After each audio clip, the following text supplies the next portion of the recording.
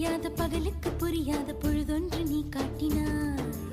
இதயத்தில் நீ இருப்பதனால் நான் தூங்கும் நேரத்தில் என்னுள்ளே தூங்காமல் நெஞ்சுக்குள் வாயாடினாய்.